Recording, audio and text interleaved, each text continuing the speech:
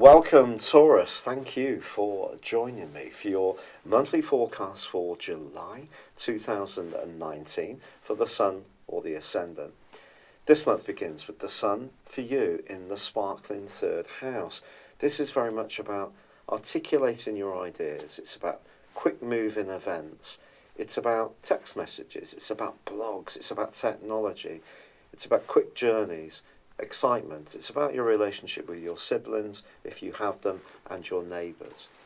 And on the 2nd, this is augmented by a super powerful solar eclipse in the sign of Cancer, which is going to see you having a platform over the next 6 months to demonstrate all of these qualities fulsomely.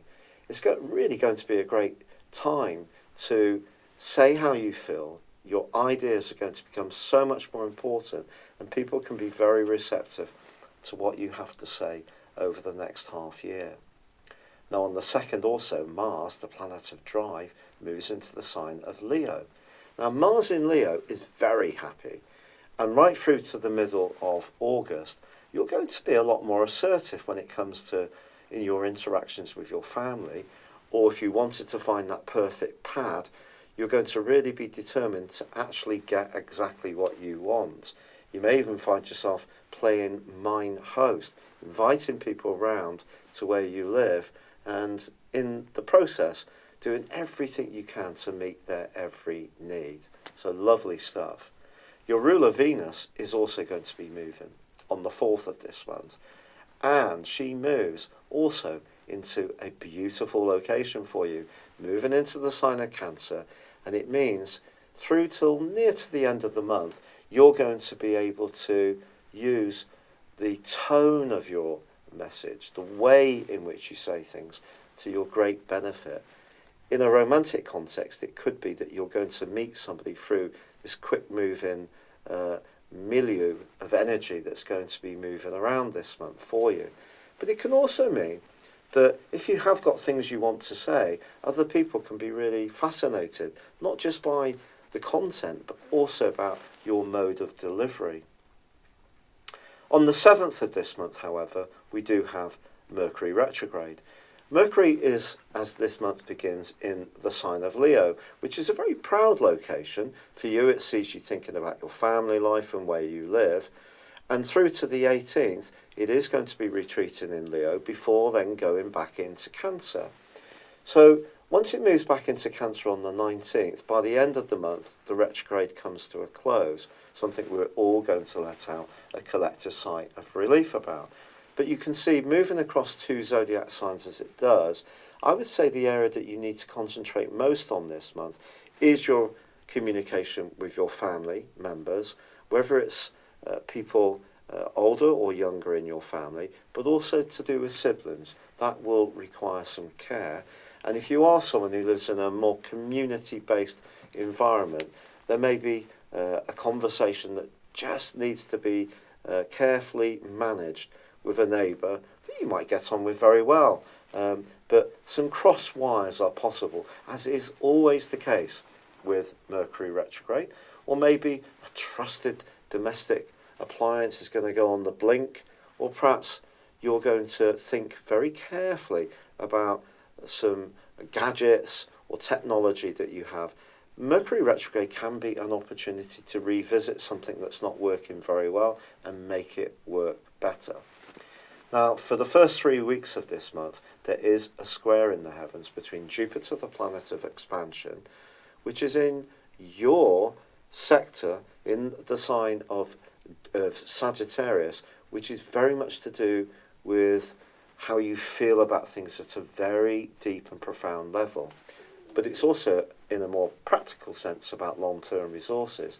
Now that's in a right angle with Neptune, its sister ruler of Pisces, and that can create a sense of unreality. I don't think the first 3 weeks of this month are a great time for you to be taking enormous punts on any speculative idea that especially could come from a friend, or where it's very idealistic.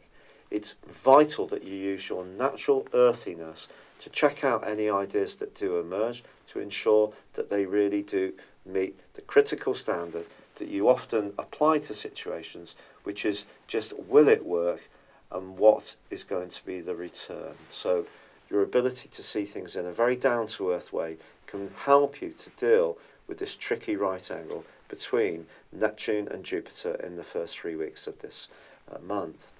Now there is going to be an opposition for the whole of this month between the North Node and Saturn. Saturn's in a part of your horoscope to do with knowledge, and Pluto's here too. Saturn's about structure, also about control. Pluto, of course, is about change, but it's also about power. And there is that old saying that knowledge is power. And I think since 2008, it really wouldn't be a surprise to me if you've moved somewhere in order to open up your world. You may have done this physically by living in a different location.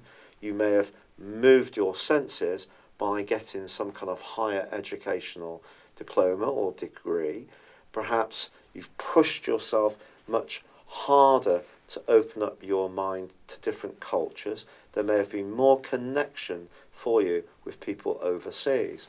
But with the North Node, the point of destiny, which is your direction of travel at a more intuitive level, very much about everyday ideas, you may encounter someone this month quite strongly who's a bit of a dogmatist, someone who thinks they know best, someone who thinks they know better than you. And that's something that you must be prepared for, Taurus. Because although we have the solar eclipse, which is boosting your intellectual powers on the 2nd of this month, by the second week of this month, it is true to say that the Sun goes into an opposition with Saturn too. And if you're travelling in that week, I would just prepare yourself, particularly with Mercury's retrograde, just to throttle down a little bit and just say to yourself, especially if you're actually doing the driving, that, hey, I'm just going to enjoy the journey. So even if you put your sat-nav on and you put some nice music on, or you're chatting happily with the people you're travelling with, don't rush it, because with Saturn opposite the Sun, that is not necessarily going to get you there particularly quicker. So you may as well enjoy the scenic route and just breathe in the experience, because there could be some kind of blockage, there could be a delay, there could be frustrations, or you may encounter someone who's a bit of a barroom bore. You know, the type of person who thinks they know everything. They like to opine on everything under the sun. And this kind of character could actually get you down a bit. If you've got a more instinctive idea, it may not be quite so sketched out or researched. It's more just a hunch. Don't deny your hunch because someone thinks they know best and they're wagging their finger at you. That wouldn't be a good thing to do. Now, from the 11th to the 17th, the Sun then goes into an opposition with Pluto.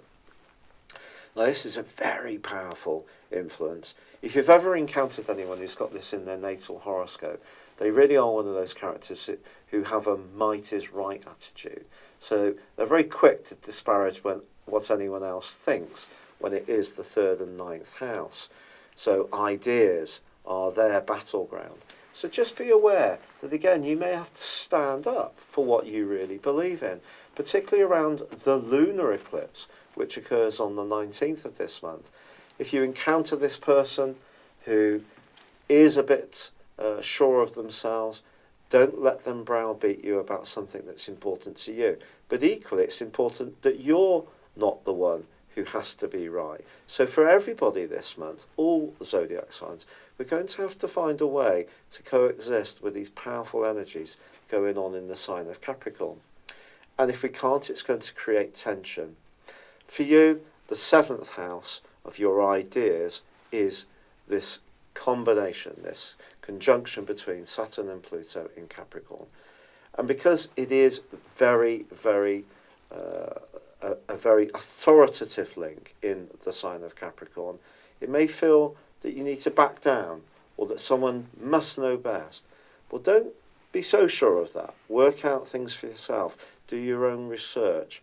And if need be, make it clear, make your boundary clear about this is how you feel, this is your idea. It may not be their idea, but it's okay to agree to disagree, especially with Mercury in retrograde. With Venus, your ruler, also moving, on the 4th of this month into the sign of Cancer. Don't underestimate your charm, because that's a central part of your nature at the best of times.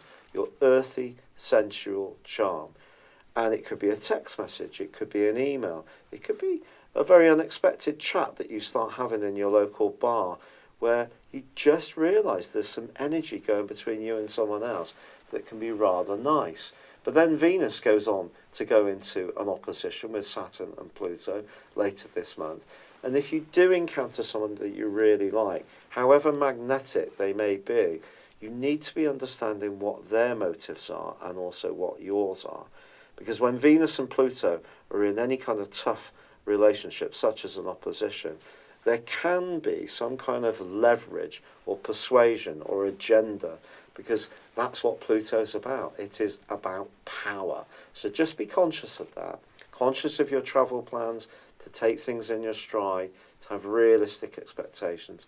In any exchange of knowledge, be sure that you have a right to your knowledge, even if someone else disagrees. Don't try to browbeat anyone else, but refuse to be browbeaten by them.